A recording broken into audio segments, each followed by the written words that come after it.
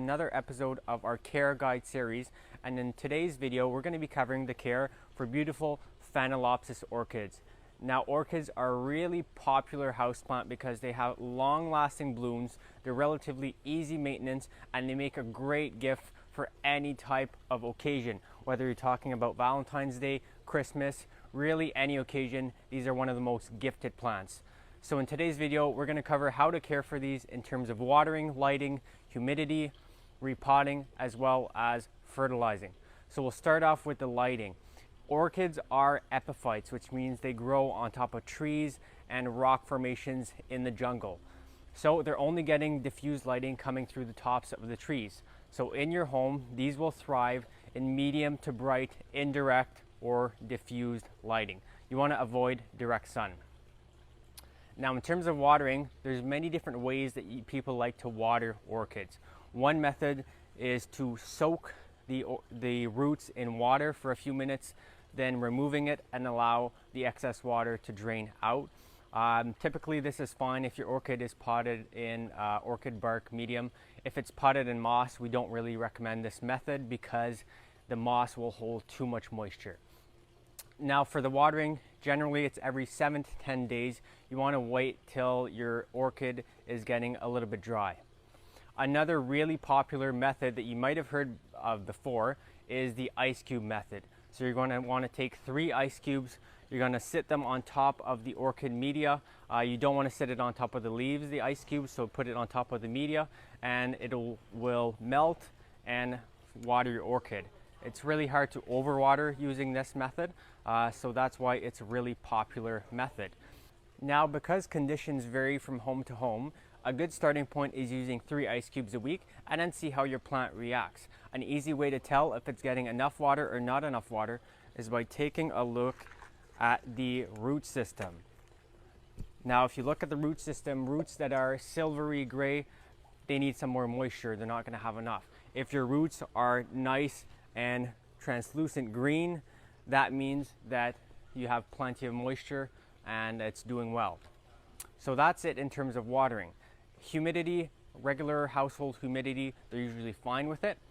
In terms of repotting, they don't need to be repotted very often, typically only every few years.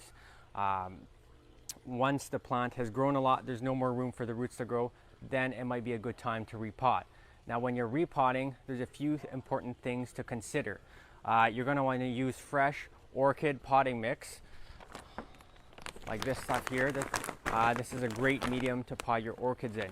You're also going to want to make sure that you're using a pot that has really good airflow for the roots. That's why orchid pots like these are popular, because they have slits on the side, which allows the roots to breathe. Because they're epiphytes, they grow on trees, they have a really good airflow, and you want to replicate those conditions when you're potting up your orchid. That's a really important thing. Also, when you're repotting, you're going to want to wait until the blooms are done before you actually repot it. Finally, I'm going to cover a few frequently asked questions that we often get regarding orchids. Number one, people often ask, how often does the orchid bloom and how long do the blooms last? So typically Phalaenopsis orchids will bloom about once a year. Normally starts somewhere around the fall and it will last for several months throughout the year, generally into the summertime. Now, this is part of the reason that orchids are so popular, because of their long-lasting blooms. Now, once the blooms fall off in the summertime, what do? You're going to want to cut off the bloom spike right down to where the leaves are.